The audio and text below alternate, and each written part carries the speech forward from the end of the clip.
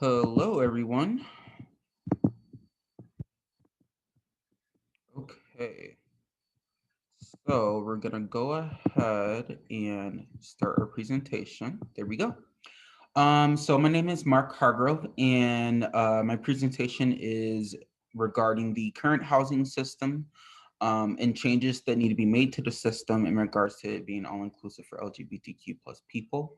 But we're going to focus on all the general dynamics of systems change and action research and other elements revolving or involving systems change. So just to start off, systems thinking involves oneself observing a wide-ranging arrangement of order that encompasses all forms of macro and meta level engagement. The complexity of it contains discourses, trends, patterns, partnerships, collaborations, and businesses, and other community organizations. The system itself can be viewed from a perspective that explores the structures and the cycles that explain the changes in the dynamics that are currently existing within the system. That could be due to policies or due to just the general structure. So if we look, traditional thinking is just, one perspective to another. Systems thinking takes into consideration a bunch of different factors and elements that kind of um, impact one another in an intertwined cycle. So Stroh 2015 shared the collective impact of systems thinking. So this encourages organizations to be more accustomed to issues from their own viewpoint, to think more on a more integrated perspective for long-term goal setting and solutions that impacts the entire system itself, but not just um, personal or professional gain within a specific cultural organization. So we want to engage community members and active leaders and service providers, just because that's just what the collective impact of system thinking allows us to do. Looking from another perspective, system strengths, Cooper et al. 2012 shared that there are different levels of strength-based management in terms of systems thinking. And specifically, we're going to be looking at the small shifts, number three, from a strengths-based perspective that kind of shifts what's working and what's not working, because there's strengths and there's weaknesses in systems. But particularly in the housing system, we're going to focus on the current policies that are working, which is giving it strength, but there's also weaknesses in terms of the loopholes and the gaps of the private sector and them getting away with discrimination and not following up with clients or with applicants, what have you. So just to go on a little further, we see that Stroh had mentioned previously that based on housing first, which is a best practice model for permanent supportive housing, um, just it pretty much says it provides housing first and that it combines housing and supportive treatment services with mental health, substance abuse, education, and employment. So we see that shelter is just an adequate need for everyone in this country. So for that need or in that specific focus, our system's focus is the United States of America's housing system. And with the federal discourses and other discourses and the private and public sector being the members who are part of the system, we are also including corporations and coalitions that specifically focus on housing, but also our political influences that impact on a local level that is kind of dive down from our general macro level support. And the issue at hand is the LGBTQ plus community and housing discrimination. So I'm going to stop sharing the screen because I want us to view a few moments of a video that I think is just very important. So we're going to go ahead and view that. And then we can use it as a reference as we go along. LGBTQ families are part of our society, are part of our community. They're our coworkers, our colleagues, our friends, our neighbors. And there cannot be a mentality where we're trying to exclude one another from where we live, from who is part of our community because of who they are.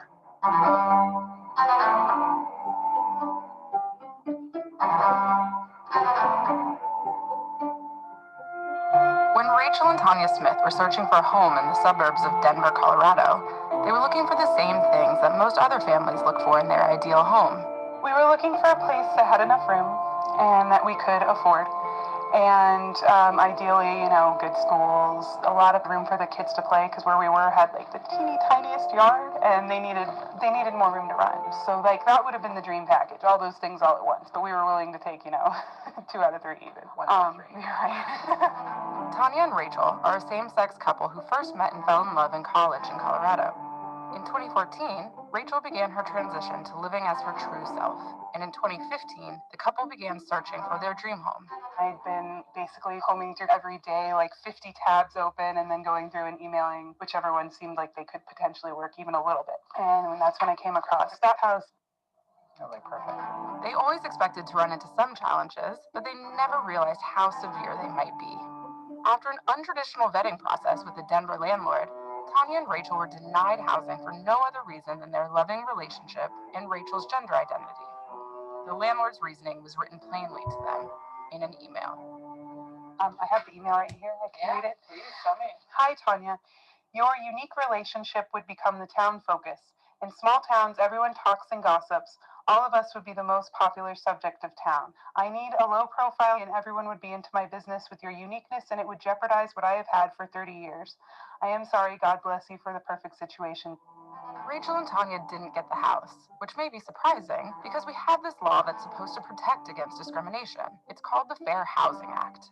Passed in 1968, it protects against many types of discrimination, including race, color, religion, disability, familial status, national origin, and sex. But its protection for being gay or trans is a bit of a gray area, one that Lambda legal attorney Omar Gonzalez Pagan knows very well. The Fair Housing Act prohibits explicitly sex discrimination, but it doesn't define what sex discrimination is. It doesn't tell you that sexual orientation discrimination or gender identity discrimination are forms of sex discrimination. They are. Omar believed that the intent of the law was to protect LGBTQ people, so he took on Tanya and Rachel's case, hoping to make a difference. The most astonishing facts of this case is that the discrimination was in writing.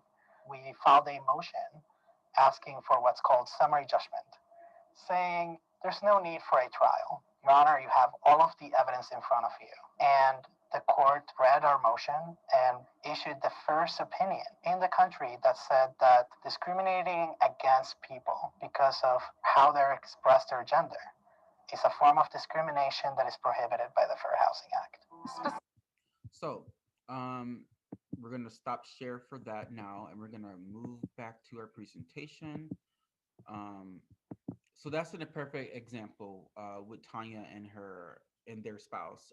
It shows you that our stakeholders are impacted by this the most, and there are loopholes, and there's advocacy that's still being done on legal aspects, and also just as a general advocacy through nonprofit organizations. So we want to make sure that there's a focus on the micro level support, but also on a macro level is kind of where we see with the attorney coming in on the legal level. That's that macro community level support and shift that we need within the system um, for the entire discrepancies and the connections and the partnerships that are being made. So other impacts involved. So as mentioned, personal beliefs and values can have a vast impact on the system. Some private sectors can focus on laws that make it difficult for people to be accepted as it goes against the stakeholders' norm and personal values. And specifically, we're saying that people within a private sector are still stakeholders on a macro level because they are influencing the impacts as well. So we see 2 points, negative stigmas that have been put out by politicians and government officials, and then two political discourses towards LGBTQ plus Americans. Stroh points out that conservatives often rightfully point out the tendency for the public sector organizations to become sources of dependency, a key indicator of shifting the burden dynamics, which is mentioned as well. So that's important to mention because the equal housing opportunity clause that came out has helped in terms of making sure that people are susceptible, to equal opportunity, but has not solved all the problems as we just saw in the video. So why action research? So we're going to use action research because specifically it is able to further exist with gaining participation from stakeholders and also community support while also being inclusive and taking the current laws into consideration and the current policies for equal housing protection. So action research also allows us to plan and promote and observe and reflect and use evidence-based studies to kind of further push our agenda and further make amends with individuals, leaders, and corporations within the system to kind of get them to understand and learn different perspectives that are often go missed on a micro and meso level.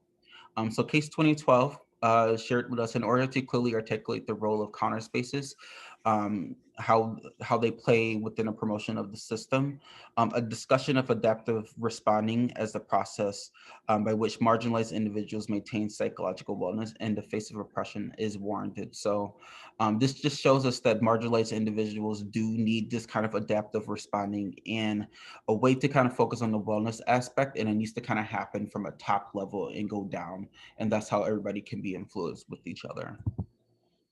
So with action research, excuse me, we want to engage stakeholders on micro and meso levels in addition. But before doing that, we want to make sure that we're engaging stakeholders on a top level because we must provide knowledge and engage with those top level officials and political entities. Our action research should be able to allow us to strategize and use evidence-based studies, research that supports marginalized groups, but specifically with language that is all inclusive and specifics to the LGBTQ plus population can go a long way. Um, Steinbar 2015 shared that sense making is conceptualized as a cognitive social process that helps leaders process ambiguity and construct stability in an ever-changing reality. So take into consideration, we're looking at our action research and our kind of our systems change model and approach that we want to come from. So we want to identify the problem, develop a plan, collect data, analyze the data, report the results, and adjust the theory and begin again. So while this process is happening, we also want to make sure the language that we're using and how we're collecting data and the demographics and the way that we're collecting it is inclusive and expanded. And that could be as simple as expanding categories on expression, gender nonconforming, transgender identities, and separating the gender ideology the gender concepts from sexual orientation and then from other biological information, because we want to make sure that all of that is separate because it is separate and how people identify themselves are separate as well. Action research and system change part 2. So now that we know that connecting on a macro level is important, we ought to also know that collecting information and data on a meta level is important because the human and urban development does work specifically within the United States. We know that, but kind of expanding our framework on the needs and the overall system dynamics can kind of expand out in how we communicate with other people globally to see what they're doing as well, because that can impact some of the things that we plan for and reflect for as we work within the action research in a model that is a system map. Um, so Zwart 2015 described this as consequences that are unpredicted and unforeseen as a result from the implementation of social policy. As a result, intersectionality between low-income people of color and other identities, such as LGBTQ and homeless rates, create the need for social and equal opportunities even more so. So talking about diversity influences. So we know cultural competency is something that is a huge factor for social workers, but we also know that this is very specific to the NASW Code of Ethics with the Ethical Standard 1.05 that focuses on cultural awareness. And then we have the Accreditation Standard 3.0 regarding diversity from the framework that language is needed to make this happen, as we explained before. Ahmed 2013 shared that the growth of a nonprofit industry has improved phenomenally within the past decade. This is important to point out because there's always a need for diversity and leadership, and we know that our stakeholders and our leaders and our corporations and coalitions have to have some kind of focus on diversity to it in order to focus on the adequate need for this to be a representation for all people, especially since it's part of what we know is a basic right, which is shelter. With that said, we also have to look into representation. So representation is really, really, really important. And we know that because language is important when we're expanding on our learning, but we also need to know that the language can come from other entities, but should start from the top and down, because if we practice it on a micro and meso level, we know that that's not getting transpired to these other top level people who need this information. So LGBTQ plus knowledge, such as gender identity expression, biological sex, is important for classifying how a stakeholder identifies and how a stakeholder influences other communications to fit the needs within the current housing system. So social justice implications. So we know directly the social problem of focus involves human rights as it pertains to adequate living and shelter. So we know that change must happen within both the Fair Housing Act and Affordable Care Act, or excuse me, the Affordable Housing Act, to make the language make sense. And intersectionality highlights the importance of attending multiple and intersecting identities and ascribed social positions such as race, gender, and sexual identity, doing so with associated power dynamics, as people are the same, or as, excuse me, as people at the same time have different social groups and have unique experiences due to privileges and disadvantages and what have you. So we know that intersectionality plays a part in social justice and in terms of how we communicate and advocate for change. So this is a huge, huge, huge component to housing and making sure that people are feeling comfortable applying for housing wherever they live or however they want to travel and commute, or where they want to be located, and it shouldn't even matter.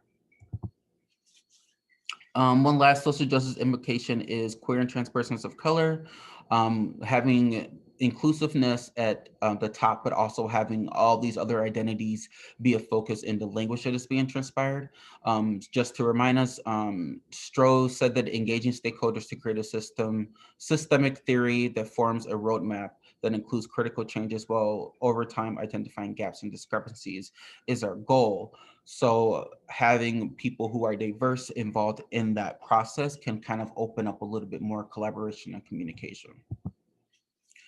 Not to spend too much time on this, but this is just some general housing and urban development information. So we know that persons who identify as LGBTQ have who believe they have experienced housing discrimination are able to make a claim under the law. So these are the different requirements that that states, and this information in general should be something that is transferred through all the housing um, coalitions and corporations and businesses in the system. And I think this information should also be included in terms of when applicants go to a housing facility, they know that they have these basic rights.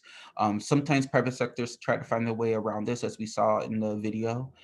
So this is just something I wanted to include to make sure that we know that this is something that already exists.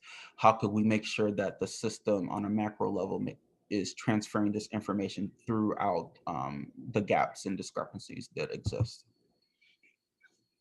So we have three goals. So we want to analyze our goals and how it impacts the system. Our first goal, we want to increase stakeholder support and participation, and we want to do that within 4 years.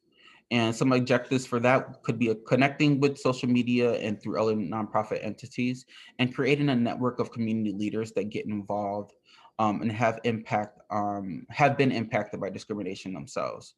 Another goal, we want to gain consumer participation on the meta and macro level, and we want to complete action research in both meta and macro level approaches as an objective for that goal. Our third goal, we want to identify partnerships that complete policy analysis, um, partnerships to complete, excuse me, to complete policy analysis that can be used to implement advocacy and change for LGBTQ plus housing inclusion. And that's something that should be done within 2 years, but it might take longer depending on the discourses and depending on how things play a role with each other. And we want to use systems change concepts and systems theory and roadmap as an objective. And we want to find ways to attract larger corporations and housing coalitions, and including other larger nonprofits. So the purpose of change in the first approach, um, yeah, so we want to, the main purpose to be creating a shift in the housing system. First, the public sector, because that allows for housing to basically be seen as a fundamental right for all people, but specifically for LGBTQ plus people. And we're hoping that this will hopefully influence the other avenues of housing and impact the private sectors as well. So Stroh reminded us that some key overcoming limits to growth are the anticipation of potential limits, even as you build engines to grow, investing in overcoming these limits before they become a problem, and if necessary, funding as an investment to an existing growth engine, um, even if it means to grow more slowly. So basically not expecting a change to happen overnight, but knowing that there are specific means to grow within systems. Our first approach, we want to create a system roadmap that lays out all the loopholes and discrepancies and gaps that must be corrected to advance within the system. And we talked about a few of those loopholes with the discrimination and some of the laws not being clearly stated and transferred through all the discourses. So in this case, there would need to be research conducted, our action research, for a proposed study that draws from current laws. And that's very crucial. With that said, we know that our second approach would be action research to be developed after we find out what our roadmap looks like, and we want to clearly give attention to streamlining choices within that. The research from the map can then be measured to understand the current policies and thus implementing critical changes in policies that allow protection for LGBTQ plus people regarding equal housing as a fundamental right.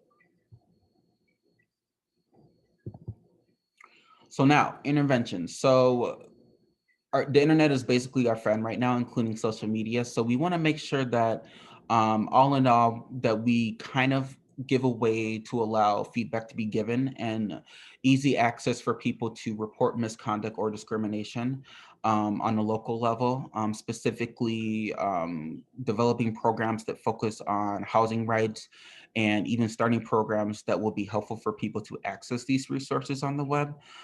So we want to do this as a way to eliminate the problem for people, and they can utilize public libraries. However, there's people who are living at risk, and we have to be mindful of that, that might not have access to the internet in ways on a personal level. So we want to make sure there's avenues in the community that will allow for that to happen, so that we can get this feedback from people through this evaluation process. And again, that's through social media and surveys. Intervention evaluation. So Stroh mentions there's this continuous learning at the local level. So now that we know that part of our evaluation is to get the stakeholders on a micro level involved with the macro level support by reaching down into communities and amending ways for information to be evaluated. And that could be through social media and online, and making sure that people have some kind of mailing about issues that LGBTQ plus people face. But Stroh talks about extensive and ongoing inclusion for stakeholders. So that could be at the top and also at the bottom. A clear strategic plan is so important on a local level, because you can get people who are involved in making changes within the system itself. And they can work from a meso and micro level with clients or with stakeholders, and also be a stakeholder themselves and providing information to people, such as storytelling and impacting the dynamics when they collaborate with community partners and leaders. Stroh talked about a strong focus on data support and evaluation with goals and metrics. As you see, we established some goals that what that would look like as being a person who is involved in the system and making those connections. And then also quarterly and annual evaluations that inform updates to the plan. So all of that is important. And yeah, we talked about surveys. So we want to implement a survey that can be included on housing applications from housing facilities that already have been identified as equal housing or equal opportunity housing to guarantee this support. So going an extra mile with it, not just labeling oneself as equal opportunity housing, but using some language that clearly states that, um, you know, the support is needed. And we want to reiterate the current policy language that does not explicitly promote every identity as being protected, such as transgender and other groups of color. So yeah, just we want to make sure the messaging is better. We want to make sure the language is more inclusive. That can shift gears within the system, and also if you come at it from a federal level, that will influence some of the private sectors that are practicing specifically as what they see on a federal level, but will make it more specific for them to shift and make that change based on what everyone else is doing within the system. And yeah, so that's my presentation. I really hope you enjoyed it. I can't emphasize how important the housing system is to me, and how LGBTQ rights and supports are to me as well. So if you have any questions, you can always reach out to me at hargrovejrmarkmsw@gmail.com. I hope you all have a great day and stay safe. And thank you so much.